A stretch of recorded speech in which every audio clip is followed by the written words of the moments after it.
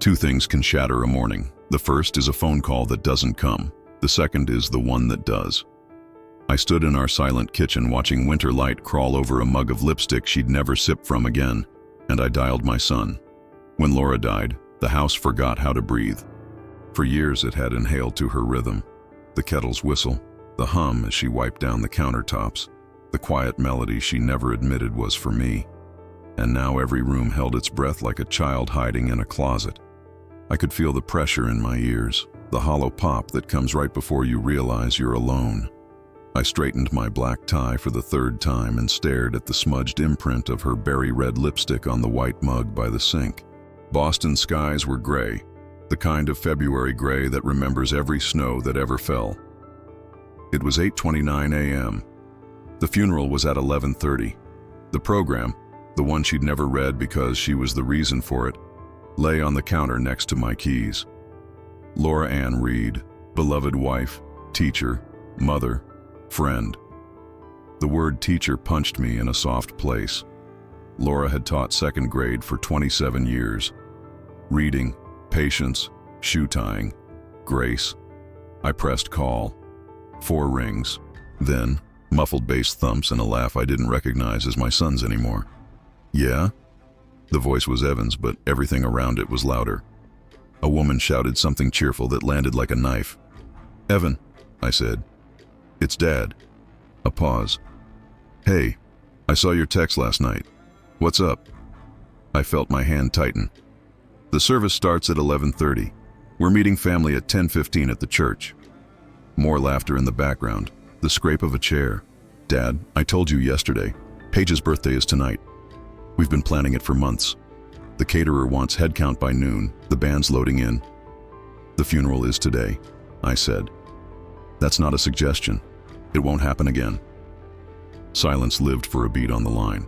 Then he said, with a steadiness that suggested rehearsal, "Look, Mom's not coming back, but Paige's birthday happens once a year. You understand, right? I can swing by the gravesite tomorrow." Wind blew through the open space in me. "Your mother's name is on the program," I said, "right under pallbearers." He huffed. "Dad, I loved Mom. You know that. She raised me 33 years. 35, I corrected, hearing Laura in my throat. She was the memory who kept the math honest. "But I can't ditch my wife on her day," he finished. "I'm sorry. That's not fair to her. We'll do something for Mom next weekend, just us." I stared at the calendar magnet on the fridge. The tiny square around today looked like a mouth gasping for air. In the background, Paige's voice cut through, high and excited. "Tell him we added the champagne wall, and the neon sign came in." My hand shook. "Evan," I said, trying not to think about Laura's hands, cracked from chalk dust in winter, squeezing my fingers in the hospital and whispering, "Promise me you'll keep us together." "Don't do this." "I can't talk, Dad. The DJ's here. We'll FaceTime later." The call ended itself. I stood with the phone warm against my cheek, counting. 3 minutes. That's how long I didn't move. In that time, the furnace kicked on twice. The clock over the stove clicked from 8:46 to 8:47, and somewhere a gull screamed against the river wind. On the counter, the funeral program stared back. Pallbearers, Evan Reed. I picked up a pen. I drew a straight line through his name. My hand didn't tremble. At first congregational, the nave smelled like lemon oil and lilies, the scent of weddings and farewells. Snow flurries tapped the stained glass like impatient knuckles. 29 people came for Laura. Old colleagues from the school, neighbors from our street in Dorchester who remembered her handing out popsicles every last day of school, the woman from Stop and Shop who always slipped Laura coupons. My sister-in-law Jen dabbed under her eyes and asked between inhales, "Where's Evan?" as if he might materialize if she sounded hopeful. "Commitments," I said. The word tasted like a penny, old and metallic and somehow dirty. Pastor McNamara spoke about light the way people do who have never lived through a power outage that lasts a season. I stared at the wood grain of Laura's coffin and traced it like a road that led out of town. The pallbearers lifted her like she was made of glass. She had been unbreakable. We were lowering a contradiction into the ground. After, beside a rectangle of earth that looked like a wound on a body of snow, Mrs. Hennessy, who had taught beside Laura for 17 years, placed a hand on my sleeve. "She loved that boy," she whispered, meaning Evan. "Always said he was going to shake up the world." I nodded. I had the sensation of being underwater watching lips move. "Laura loved Evan like you love a first miracle. Even when it grows up and forgets who prayed for it.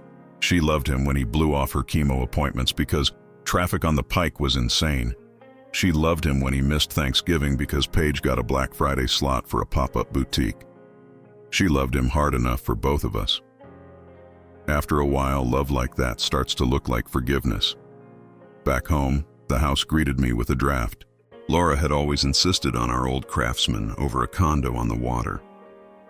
"Houses have a memory," she'd said, which sounded like romance until now, when every doorframe threw a slideshow at me. Evan's first steps straight across the hardwood to Laura's outstretched hands. Frosting handprints at 3 feet high in the archway because I'd held him at arm's length, and she'd laughed and let him grab the wall. I sank into the brown leather chair Laura joked clashed with her floral curtains and stared at the photograph above the mantel. Our wedding day, 37 years ago.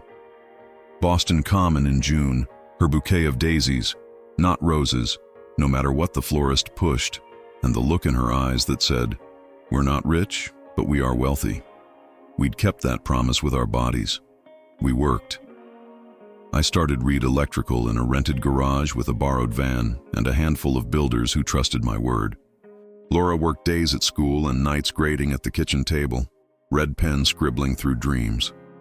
We bought the house on Norcross Street brick by brick. We sent Evan to Northeastern when the acceptance letter made Laura cry and me do math in the margins of my life. I told him he'd earned it. I told him I'd figure it out. In the study, Laura's Bible lay on the desk by the window with a ribbon marking Psalm 23. A folded sheet slid out like a secret when I opened it. Her handwriting was neat, the kind that second graders tried to copy with their tongues stuck out. "Michael," it said, "please don't let Evan forget who we are. We gave him everything we had. I pray it was enough. Love, L." I put both palms flat on the desk until the wood creaked. The last thing Laura had asked me to do, and the first thing I knew I had failed. The bottom drawer held a shoebox I'd never seen before, floral, faded. Inside, every report card Evan had ever brought home, pinned with notes Laura had written to an audience of one. "So proud of your science fair volcano. Called Ms. D to thank her for seeing your spark. We framed the middle school citizenship award, even though Evan flung it on his bed with a grunt. The high school graduation photo made my chest cave. He looked like possibility wrapped in polyester. Laura's caption on the back, "Our boy made it." I carried the box to the kitchen table and set it beside a stack of manila folders. The folders fell open like old mouths. Evan. Tuition. Evan. First car. Evan. Startup loan. The table groaned under the weight of all the ways we had chosen him. I told myself I was a man who didn't keep accounts on his family. The calculator in my phone proved otherwise. 4 years of tuition and housing, minus scholarships, plus books. $48,000 a year times 4 felt like an avalanche when you're standing at the top of the hill. The MBA he started and stopped because networking is real life, Dad. 32 grand. The down payment on the townhouse in South Boston because Paige wanted granite countertops, 90,000. The wedding they swore would be chill backyard vibes that turned into a tent with chandeliers, 62,000. The emergency credit card payoffs, the short-term investment in a craft cocktail lounge that lasted 4 months. The car, the anniversary trip, will pay you back next month, the month that never came. The number in the little gray window grew fat and smug. It wasn't the arithmetic that made me dizzy, it was the translation. Every dollar was hours Laura stood too long. Every loan was a date night we skipped. Every sure sun was another brick on his road away from us. At 6:03 p.m., the headlights of a car washed over the living room. They stayed. I didn't get up. The engine idled for a minute, then left. The house exhaled and took my breath with it. I slept badly and woke early. the way you do when you learn time can break. At 7:10 a.m., I sat at my desk with the manila folders laid out like exhibits. The glass of Laura's framed photo caught the lamplight. "We did this," I told her. "I didn't mean the funeral. I meant the math. I meant the boy who believed family is a subscription service." At 7:42, my phone rang. "Evan." I let it almost die. 4 rings. Then I answered. "Hey, Dad."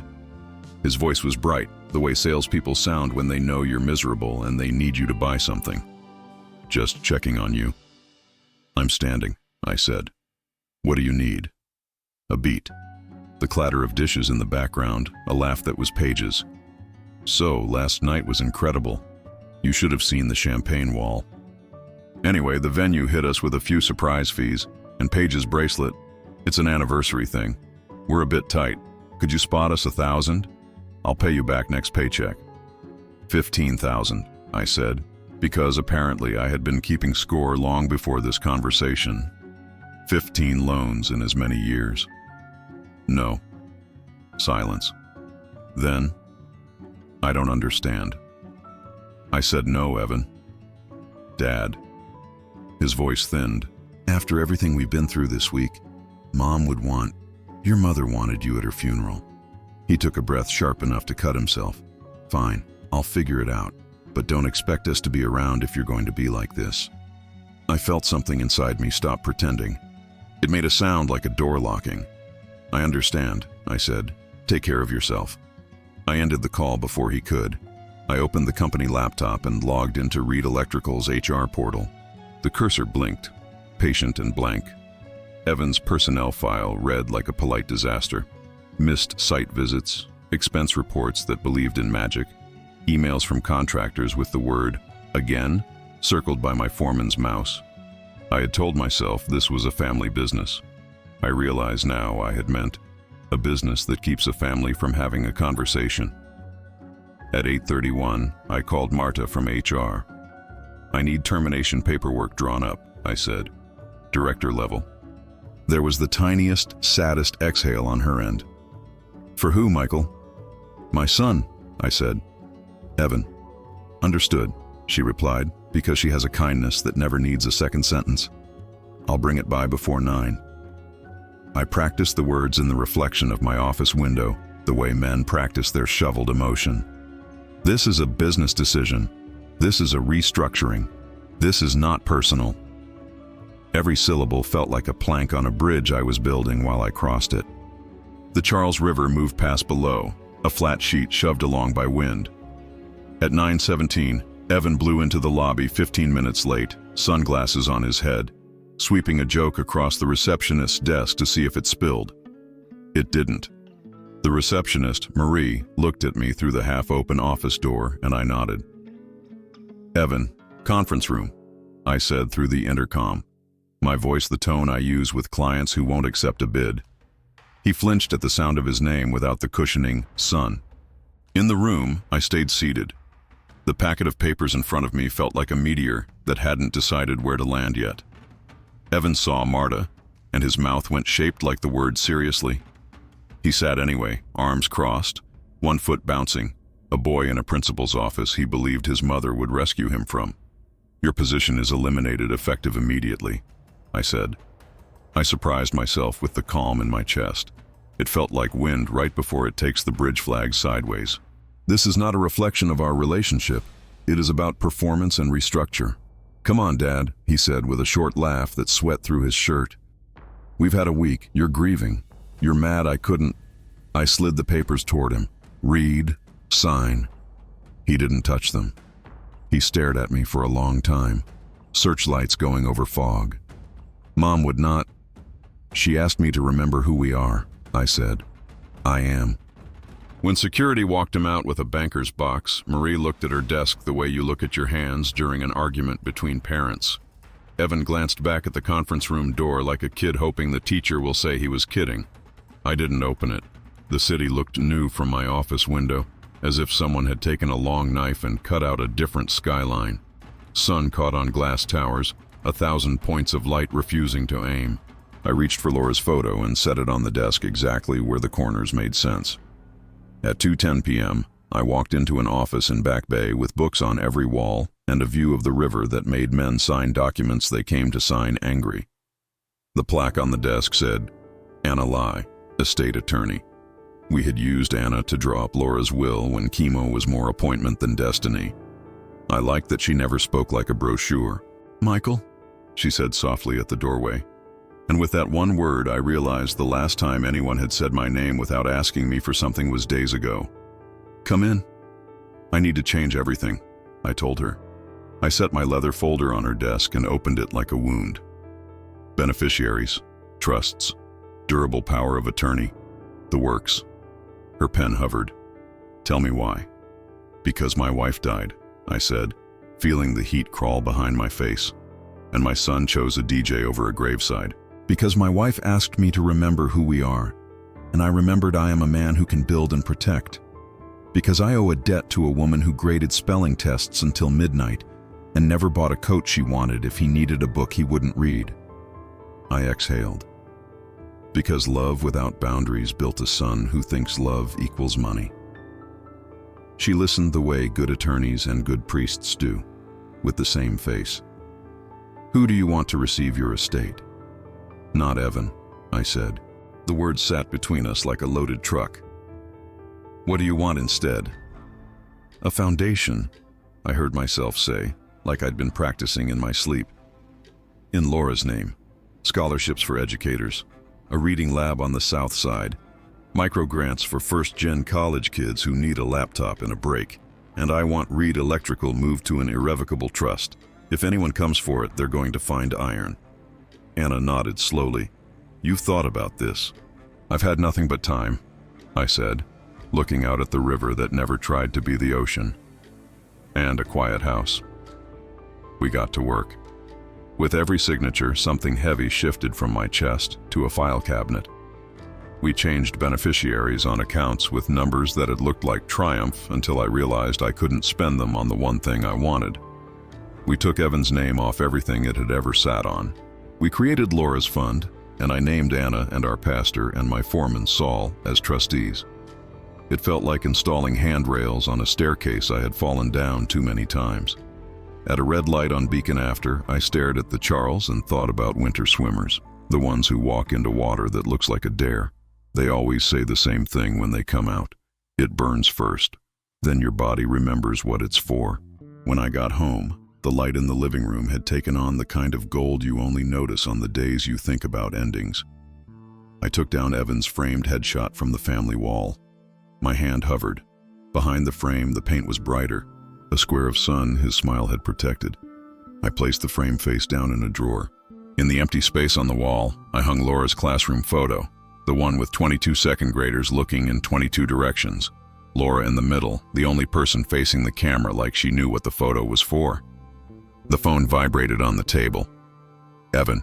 I didn't pick up. He didn't leave a message. He texted instead. We need to talk. I stared at the 3 dots until they vanished. The house hummed. The refrigerator clicked on. Somewhere in the street, a bus sighed like a tired animal. I carried Laura's mug to the sink and washed the lipstick away. It didn't change the mug. It didn't change anything. But when I set it on the rack to dry, something about the way it caught the last of the day made me think maybe the house was learning to breathe again. That night, I opened Laura's journal, the one she'd hidden in a place I found only by accident. On March 4th of last year, she'd written, "If love makes a person soft, it should make them soft toward the right things." Today I told Michael I worry we're soft toward Evan's wants and hard toward our own needs. He said we can fix that. I hope he's right. I ran my fingers over her words until the ink warmed. We're fixing it, I told the room. We started today. I slept for 2 hours, then none, then finally with my cheek pressed against her pillow, the way a man presses against shore. In the morning, I ironed a shirt and wrote a list. Bank, HR follow-through, meet with pastor, call contractors about the scholarship space in Dorchester I could already half see. Bright walls, cheap carpet, a reading rug with planets, a poster that said, "This is where we learn to try again." At the bottom of the list I wrote, Evan. Not because I planned to call, because I wanted to remember the order in which things would be saved. Before I left, I stood in the doorway of the study and looked at the photo wall with its new rectangle of light. I could hear Laura's laugh somewhere in my bones. "Michael Reed," she would say when I'd done something difficult that needed doing. And then, like a benediction, "That's my guy." I locked the door behind me and stepped into a wind that hurt the skin just enough to remind me I still lived in it. If you're here with me this far, I'd love to know where you're listening from, what city you call home.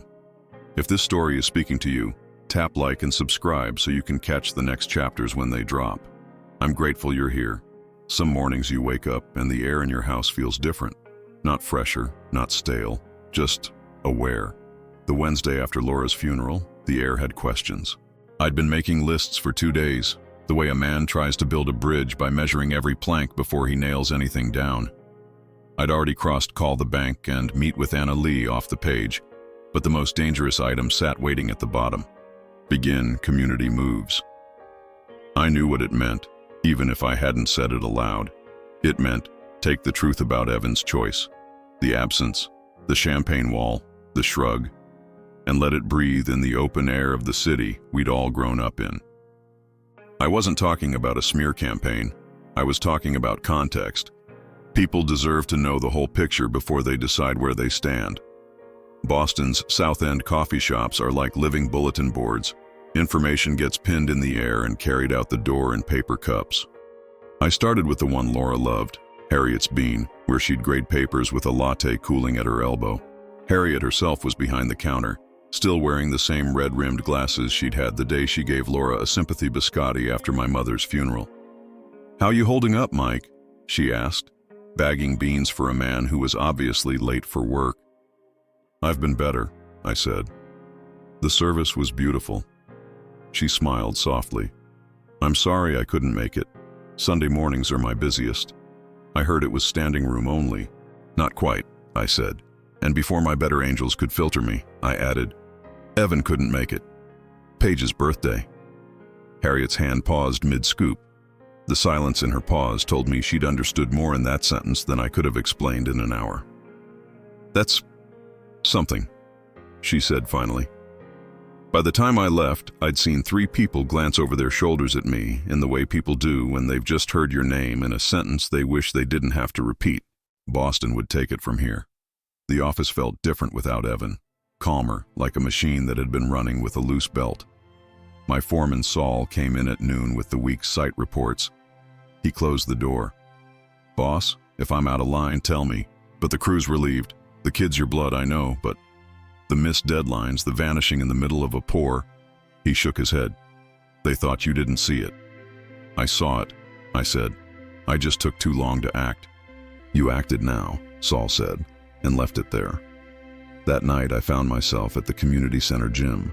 Laura had volunteered here for years, tutoring kids whose parents were working 2 jobs and couldn't be home to check fractions. Coach Daniels spotted me before I even made it to the bleachers. "Mike Reed," he said, his voice carrying over the bounce of basketballs. "I'm sorry about Laura. She made a difference here. Kids still ask about her." I thanked him, but I didn't tell him yet about the foundation. It felt like telling someone you're going to plant an orchard before you've even bought the land. Thursday morning, the first real blowback hit Paige. I didn't hear it from her, of course. I heard it from Jen, my sister-in-law, who called in a whisper. She got asked to leave her book club. I guess someone brought up Laura's funeral and she didn't handle it well. I could imagine. Paige's temper was a candle in a wind tunnel. 1 second a flicker, the next a fire that burned the drapes. Evan texted that night, "We need to clear the air. Dinner tomorrow?" I stared at the phone until the screen went dark. I typed back, "Not yet." Friday, I met with Anna again. We finalized the Reed Electrical Trust, transferred property deeds, updated every life insurance beneficiary to Laura's fund. Anna slid the documents toward me. "This is airtight," she said. "If he tries to contest, he'll burn more in legal fees than he could ever recover." "That's not why I'm doing it," I said, and I meant it. "This is about making sure Laura's name stays tied to something good." "You're building a legacy, Mike," Anna said, "and cutting a cord." I thought about the shoebox of report cards, about Laura's careful handwriting, about how a cord can be a lifeline or a leash. Saturday morning, I walked through the farmer's market near Copley. Laura used to drag me here for apples she claimed tasted better than the ones at the grocery store. I stopped at a honey stand we'd always visited. The woman there, Greta, knew us by name. "I missed you too last fall," she said. Then her face fell. "I'm so sorry, Mike." I nodded. "She loved your wildflower blend. She told me once Evan was going to take over your business someday," Greta said. I let the weight of her assumption rest between us, then said, "That's not going to happen. Things change." Greta's brows knit, but she didn't press. She didn't have to. In a city like Boston, silence is just another kind of headline. By the time Sunday rolled around, word had reached Evan. He called mid-afternoon. "I don't know what you've been saying, but people are acting different," he said without preamble. "Paige got iced out of her gym. My buddy at the club says the board might review our membership." "I haven't lied to anyone," I said. "If people ask why you missed your mother's funeral, I tell them the truth." "That's petty," he snapped. "That's beneath you." "No," I said. "Beneath me is pretending nothing happened." He hung up. That night I drove to the waterfront and sat in the car watching the lights shimmer on the harbor. I thought about the next steps, the bank guarantee on their condo, the small circle of friends and colleagues who still thought Evan just needed time. I wasn't planning revenge. I was planning boundaries. Laura's words in her journal had been my green light. We can fix that. Fixing something broken is rarely gentle, but it's the only way it works. There's a particular kind of quiet in Boston at 5:30 a.m., not the quiet of peace, but the quiet of a city holding its breath before the first train rumbles under it. I was in that quiet, at my kitchen table, coffee cooling in my hand, staring at a single name on a page. Evan. The list around it had grown. Insurance, deed transfers, bank guarantees, foundation charter, all of it done. What remained was the part I hadn't figured out how to do cleanly, removing myself as his safety net without becoming the villain in a story he'd spin to anyone who'd listen. That morning I met with David Ross, the branch manager at Beacon Mutual, where I'd had my business account since Reed Electrical was 2 vans and a metal desk in my garage. He shook my hand the way bankers do when they know you've been good for every cent you've ever promised. "What can I do for you, Mike?" he asked. "I want to withdraw as guarantor on Evan Reed's mortgage and lines of credit," I said. He hesitated just long enough to check my face for the joke. "You know what that means?" he said quietly. "I do. I want the paperwork today." The pen in my hand didn't even tremble. The thing about hard decisions, they're heavy at first, but once you start moving them, momentum takes over. By Wednesday, I'd heard the first ripple, a voicemail from Evan, his voice forced casual. "Hey, just wondering if you've been in touch with the bank about something?" Our mortgage guy called. I didn't return it. Thursday brought the second ripple. Paige showed up at Reed Electrical. I saw her on the security feed, navy coat belted tight, heels clicking across the lobby like she was walking into a courtroom. My receptionist buzzed my office. "She says it's personal," Marie said. "I'm in a meeting," I replied, and watched on the screen as Paige's confident posture wilted when security escorted her out. No scene, no shouting. Just the slow walk of someone realizing access had changed. The following weekend, I did something Laura would have liked. I took the first check from Laura's fund and delivered it in person to the South Street Learning Lab, a cramped after-school space with peeling paint and a staff that never seemed to run out of energy. The director, a woman named Monique, stared at the number twice before speaking. "You sure about this, Mr. Reed? This could cover a whole year of reading tutors." "I'm sure," I said. "Just put her name somewhere they'll see it." Laura's name would be on the entry wall by Monday. 2 days later, I heard from Jen again. Her voice was low, the way it gets when she's telling you something she half doesn't believe. "They're not invited to the mayor's fundraiser," she said. "The invite went to everyone else in their circle. Evan's blaming you." I sipped my coffee. Blame is a currency. He's free to spend it however he likes. At work, Saul brought me site updates and paused in the doorway. "Boss, your kid's been calling a couple of the guys, asking if there's a way to get his job back without going through you." "How'd they answer?" "They told him this isn't that kind of company anymore." Friday night, I found myself driving past their condo, lights off in the main room. The Lexus that Paige had once called her baby was gone from its spot. The parking permit on the dash had expired. Small things, but together they looked like the first cracks in a wall. Saturday morning, I went to the cemetery, not on a holiday, not for an anniversary, just because the ground over Laura had started to settle. I brought daisies, her choice, not mine, and brushed the few dead leaves from the granite. "They're starting to feel it," I told her. "Not to be cruel, just to understand. We let him live in a house where actions never had consequences. I'm changing the locks on that kind of life." The wind in the trees was the only answer. Sunday evening, the phone rang. Evan again. I let it go to voicemail. "Dad, I don't know what you think you're doing, but you're hurting Paige too. She's not the one who missed the funeral. She's my wife. This is her home too. You're freezing us out for one mistake." One mistake. The word sat in the dark like a stranger in my house. By Monday morning, I'd made my decision. It was time to shift from quiet withdrawal to open lines drawn in the sand. Not a war, just a map. If Evan wanted to find his way back, he'd have to follow it on his own. That afternoon, I called Anna. "Next step," I said. "Let's formalize the trust's operational plan, and I want the letter to Evan drafted." "What letter?" "The one that tells him, in black and white, exactly what's changed. You can't control what other people say about you, but you can choose how much truth you give them to work with." By the time Anna had the draft of the letter ready, I'd already decided where I wanted Evan to hear it, and it wasn't over the phone.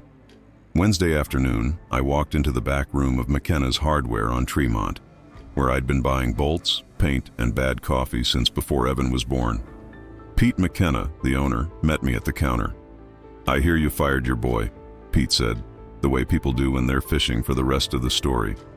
"Restructuring," I said, flat. Pete handed me my receipt and didn't push. He'd been raised in a neighborhood where if you weren't at the funeral, you'd better be in the hospital. Word was traveling. On the way back to the truck, I got a text from Jen. "Saw Evan at the club. He looked cornered. Paige left early. 2 minutes later, another. He's telling people you've cut him off for good." I didn't reply. He wasn't wrong. Thursday morning, I met Anna in her office. The letter lay on her desk, 2 pages of legal precision wrapped in plain English. "Michael," it began, "as of today, you are no longer listed as beneficiary on any estate, trust, or insurance policy under my name. Your employment at Reed Electrical remains terminated. All financial guarantees on your behalf have been withdrawn. This is not punishment. It is recognition that adulthood comes with independence. You will always have my respect when you choose responsibility. Until then, we walk our own roads." I read it twice. "Send it certified mail," I said. Anna looked at me over her glasses.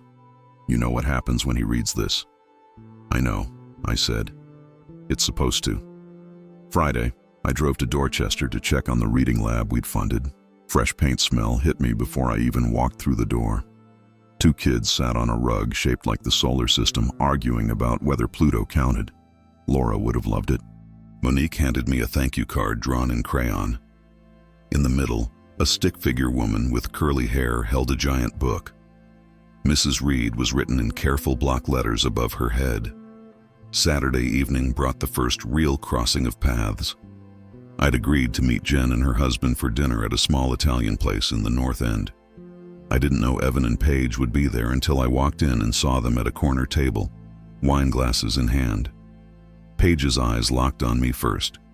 She leaned in and said something to Evan. He looked over, jaw tight. "Mike," Jen murmured, reading the tension in my shoulders. "We can go somewhere else." "No," I said. "We stay." Halfway through my linguine, Evan walked over. No hello, no small talk. "Got your letter," he said, standing over the table like a prosecutor. "I know," I said. "You really think cutting me off makes you the better man?" This isn't about being better, I said. It's about being done enabling. His voice rose enough that 2 tables went quiet. Mom would be disgusted. The room shifted, forks pausing midair, conversations dipping. I put my fork down. Your mother would want you to show up when it mattered. Evan's face flushed. He opened his mouth, then shut it, turned, and walked out. Paige followed, her heels sharp against the tile. Jen exhaled. Well, she said, there's no mystery in it now. No, there wasn't. The first public crack had been made. Back home, I poured myself a glass of water and stood at the kitchen window. The city lights blinked back. Somewhere out there, Evan was telling someone his version of the scene. But the people in that restaurant had seen mine. The balance was starting to shift. There's a sound I know better than I should, the sound of something being taken back. A truck backing up to a loading bay to reclaim unpaid inventory. A generator winding down when the fuel runs dry. It's not loud. It's the absence that follows. Monday morning, I got a call from David Ross at Beacon Mutual. Michael, he said, the 30-day notice on your guarantee is up. As of today, you're no longer tied to Evan's mortgage or lines of credit. Understood. There's one more thing, he added. The bank will start foreclosure proceedings if they miss another payment. Do what you need to do, I said. He hesitated, then added quietly, I hope he figures it out. So did I. I just knew it wouldn't be with my ladder under him. That afternoon, I stopped by Reed Electrical's main site. Saul was walking the frame of a 3rd-story build like he'd been born on beams. He spotted me and climbed down. Boss, your kid came by last night, Saul said. Wanted to explain things. I told him the only explanation that matters is the one he gives himself. Appreciate it, I said. He didn't take it well, Saul added. Tuesday, I got a message from Jen. Paige's credit card got declined at Bergman's. She made a scene. 2 hours later, another. They sold the Lexus. It wasn't schadenfreude I felt. It was confirmation. Gravity pulling where it's supposed to. That evening, I went to the Dorchester reading lab again. The kids were there this time, sprawled over beanbags, reading aloud to each other. One boy, maybe 9, had Laura's same soft but steady way of correcting a mistake without making you feel small. I left with my chest feeling less like stone. By Thursday, Evan called. I didn't answer. His voicemail was short, almost clipped. Dad, the bank's talking foreclosure. I need to talk to you. Friday night, I went to the South End for dinner with the pastor and Monique from the reading lab. Halfway through the meal, Pastor Allen leaned forward. You know, I've had 3 people this week mention Evan missing the funeral. It's not me spreading it, Mike. It's the kind of story that travels on its own. I nodded. Stories like that should travel. Saturday morning, the sound came. A tow truck in front of Evan and Paige's condo, winching up a BMW. I'd parked a block away, watching like any other neighbor might. Paige came out first, robe cinched tight, phone in hand, talking fast. Evan followed, looking older in a week than he had in years. When the driver pulled away, Paige turned on him, her gestures sharp enough to cut glass. I couldn't hear the words, but I knew their shape. Sunday, I visited Laura's grave again. The daisies I'd left earlier in the month had gone soft at the edges. I replaced them with fresh ones, brushed the stone clean. They're starting to live in the real world, I told her, the one where bills come and excuses don't pay them. The wind carried the church bells from across the street. Somewhere, a service was starting. That night, my phone buzzed again. Evan's voice on the voicemail was quieter this time. Dad, I don't know if I can fix all of it, but can we talk? I sat in the kitchen, staring at the mug with the faint lipstick stain that still refused to wash out completely. My hand hovered over the phone. Not yet. Some confrontations you can schedule. Others show up uninvited and stand on your porch like the weather. It was a Wednesday night in late March when I heard the knock. Not the polite double tap of a neighbor asking for sugar. This was the flat, insistent thud of someone who wanted to be let in before they froze or lost their nerve. Through the window, I saw him. Evan looked wrong. Hair too long, the beginnings of a beard he couldn't decide to grow or shave, jacket that had been expensive once but now sagged at the seams. He was holding a manila envelope, the edges soft from being carried too long. I opened the door but didn't step aside. "Dad," he said, and his voice cracked just enough to make me wonder if it was rehearsed or real. "We need to talk." We sat at the kitchen table. He didn't touch the coffee I poured. His eyes wandered to the mug by the sink, the one with the faint lipstick shadow. "I've been struggling," he said, fingers tracing the seam of the envelope. "The condo's in foreclosure. Paige." He stopped, swallowed. "She's staying with her sister." "And you?" I asked. "I'm in a sublet. It's temporary." Temporary. A word that covers everything you don't want to admit is permanent. He slid the envelope toward me. Inside were late notices, credit statements, a letter from the bank. "I'm asking for a loan," he said. "Not a gift. Just enough to—" "No," I said. "You didn't even hear how much—" "I heard," I said. "The answer's still no." His jaw tightened. "I get it. You're still punishing me for the funeral." "This isn't punishment," I said. "This is reality. You're 35. You've had more help than most people get in 2 lifetimes." He leaned forward. "You think I don't know I screwed up? I should have been there. I was wrong. I've said I'm sorry." "You said the words," I replied. "That's not the same as changing." The silence between us was the kind that fills a room, pressing in on your ribs. Finally, he tried a different angle. "You've got the means, and you're sitting in this big house alone. We could—" He caught himself, then pushed ahead.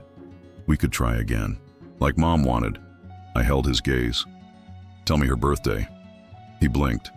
"June 15th, August 10th, I said. "Her favorite flower?" "Roses." "Daisies," I said. "You never really knew her." That landed harder than I expected. His shoulders sagged. For a moment, he looked like the boy Laura had read bedtime stories to, the one who used to ask if the characters got home safe. "Dad, please," he said finally. "I just need a chance." "You've had them," I said. "This time you'll make your own." I stood. He stayed seated for a beat, like he thought the scene might still turn. When he realized it wouldn't, he left. The door closed soft, but it felt final. "Friday," Jen called. "He's telling people you're freezing him out to make a point," she said. "Some believe him, most don't." "That's fine," I said. "The ones who matter know the truth." Saturday, I drove to the reading lab. One of the kids was reading from a book about bridges, describing how engineers test them by loading them slowly, finding the weak spots before they fail. I thought about that on the ride home, how much weight I'd placed on Evan's end of the bridge before it cracked. Sunday morning, I stood at Laura's grave with fresh daisies. "He came by," I told her. "Looked for the old door, the one we took off its hinges years ago. I kept it closed." The breeze carried the smell of thawing earth. Spring was coming, whether we were ready or not. There's a kind of finality in a courthouse auction that you don't find anywhere else. The gavel isn't loud, it's the silence that comes after it, when you realize the thing you've been holding on to isn't yours anymore. It was the second Friday in April when the foreclosure sale on Evan's condo was scheduled. I didn't plan to attend at first. Then I thought about Laura's journal, the line about being soft toward Evan's wants and hard toward our own needs. I went. The courthouse steps were crowded with investors, brokers, and a handful of curious bystanders. Evan stood off to the side, hands deep in his pockets, jaw tight. Paige wasn't there. The auctioneer read the legal description of the property like it was any other parcel. I wondered if Evan heard the way the words turned his home into a set of coordinates. The opening bid came in low, $280,000. A man in a gray suit countered. Then a woman in a navy coat raised her hand. It was Sarah, my office manager. She didn't look at me, and I didn't look at her. The bids climbed. When they hit $317,000, the gavel came down. Evan turned then, spotted Sarah speaking to the auction clerk, saw me leaning against the railing. His expression flickered from confusion to understanding, to something darker. "You bought it," he said, walking toward me. "Through her." "I bought an asset," I said evenly. What happens to it next is up to me. This was my home. This was your mortgage, I said, and you stopped paying it.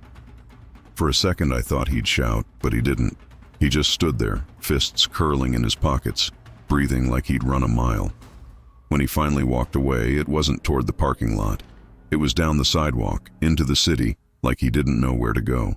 That night, I met Anna at the property to sign over the title to the Laura Reed Foundation.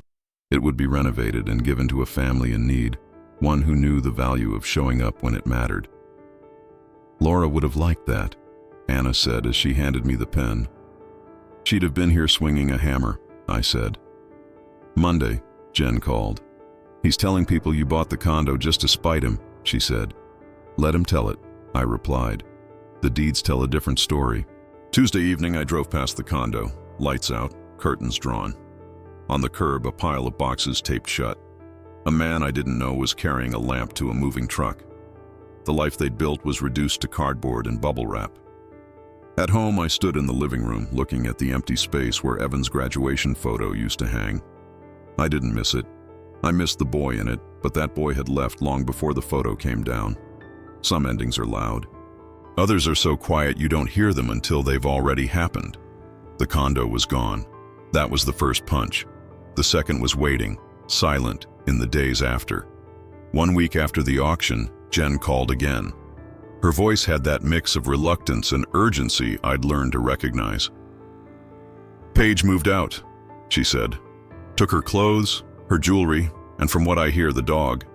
She's staying with someone, not her sister. I didn't ask who. I didn't need to. 2 days later, I got the rest from Saul, of all people. He'd been at a supply store in Quincy when he spotted Evan in the parking lot. He looked rough, boss, Saul said. Asked me if you'd told me not to speak to him. I told him you didn't have to. By Friday, the whispers were everywhere.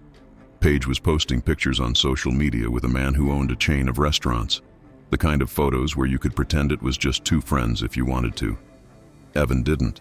That weekend, I drove to the reading lab to drop off some donated books. On my way out, Monique caught my arm. One of the parents told me she saw your son at the diner on Washington, she said. Looked like he was working there. I didn't know if it was true, but I pictured it.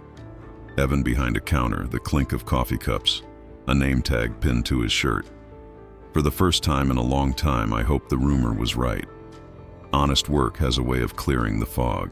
Monday morning, Evan showed up at my door. No knocking this time, just stood there when I opened it. She left, he said, voice flat. Paige, she said she didn't sign up for this. I didn't invite him in. We stood on the porch like two men who'd both lost something they couldn't get back. I'm sorry, I said. And I was. Not for Paige. For the empty space she'd leave. The one he'd try to fill with the wrong things. I don't have anywhere else to go, he said finally. You've got options, I said. They just don't include this house. For a moment, I thought he might argue, but he didn't. He just nodded once, turned, and walked down the steps. That night, I sat at the kitchen table with Laura's journal. Flipped to the page where she'd written, "We can fix that." I underlined it with my thumb. We were fixing it. Just not the way either of us had pictured. Reputation doesn't fall all at once. It fades like paint in the sun, until one day you realize it's gone, and nothing you put over it will ever match the original. May arrived with Boston finally shaking off its winter bones. The air smelled like thawed earth and fried dough from street carts, and for the first time in a year, I felt the season in my chest instead of just my lungs. I was walking into Harriet's bean when I heard my name. Harriet herself was wiping down a table. "Mike," she said, lowering her voice. "Your son was in here last week, tried to start a tab. I had to tell him we don't do that." She didn't say it with malice. She said it the way people talk about someone they wish they could help but can't. At Reed Electrical, Saul gave me an update on a job in Roxbury, then hesitated. Evan came by the site, he said. Didn't ask for a job. Just stood there a while. Watching. How'd he look? Like he knew he wasn't part of it anymore. The following Saturday, the Laura Reed Foundation held its first scholarship dinner at the Dorchester Community Center. We gave out 6 awards to high school seniors heading into education programs. Their parents shook my hand like I'd handed them the moon. Monique took the microphone halfway through. "This foundation is more than a fund," she told the crowd. "It's a promise kept. Laura Reed's promise that no child in this neighborhood would feel invisible." I saw faces soften around the room. Laura's name was becoming something bigger than grief. After the dinner, Pastor Allen caught me outside. "You've done right by her," he said, "and by yourself." I thought about the months since the funeral, the letters, the auctions, the closed doors. "It doesn't feel like victory," I said. "It's not supposed to," he replied. "It's supposed to feel like peace." Sunday morning, I stopped at the diner on Washington. I hadn't been there in years. The bell over the door jingled, and there he was, Evan, in a white apron, carrying 2 mugs of coffee to a booth. He froze when he saw me. I gave a small nod. He nodded back, then turned to refill a customer's cup. No words. But there was something in the way he stood, a little straighter, like someone who'd had to earn his tip. I left cash on the counter without ordering. That afternoon, I went to the cemetery with fresh daisies. "The scholarship dinner went well," I told Laura. "You'd have liked the kids. And he's working. I don't know if it'll stick, but it's something." The breeze moved through the grass like an answer. Some doors stay closed because you lock them. Others because you learn, finally, you don't have to open them. It was early June, humid enough that the air in the house felt heavier than it should. I just finished trimming the daisies in the garden, Laura's daisies, when I heard the knock. I knew who it was before I even wiped my hands. Evan stood on the porch in the same jacket he'd worn the night of the manila envelope. This time he looked cleaner, but there was a new line between his eyes, the kind that comes from days spent thinking instead of deflecting. "I won't take long," he said. We sat in the living room across from each other. He leaned forward, elbows on knees. "I've been working at the diner," he said. "It's not much, but it's mine. And I've been thinking about Mom, about what she put up with, and about what I took." I didn't say anything. I let the space between us do the talking. "I can't undo missing the funeral," he went on. "I can't undo the years I thought your help was my right. But I can try to be different now." He looked up, waiting. "I'm not here to ask for money," he added quickly. "I'm here to ask if there's any way to earn back some of what we had." I thought about the boy who'd run across the living room into Laura's arms, about the man who'd skipped her funeral for a champagne wall, about the months since, the choices made and not made. "You want an answer today?" I said. He nodded. "I can't give you one," I said. "What you're asking for takes time, and it's not my trust you need to earn first. It's your own." He sat back, absorbing it. "I don't know if I can." "Then that's the work," I said. We stood at the same time. At the door, he hesitated. "I know I don't deserve it," he said, "but thanks for listening." I nodded. "Keep showing up for the things that matter." When the door closed, the house didn't feel emptier. It felt balanced. That evening, I took the fresh-cut daisies to the cemetery. The sun was low, turning the stone warm under my palm. "He came by," I told Laura. "Didn't ask for money. Just a chance." A breeze moved through the trees, lifting the edge of my shirt. I chose to take it as approval. Back home, I set one daisy in a small vase on the kitchen counter. The mug with the lipstick mark sat beside it, not quite washed clean. I didn't try to scrub it away. Some reminders aren't meant to fade. For the first time in 2 years, I went to bed without checking my phone. The last thing I saw before sleep was Laura's smile in the photo on the dresser. The same smile that had started all of this, and the one that would keep it going.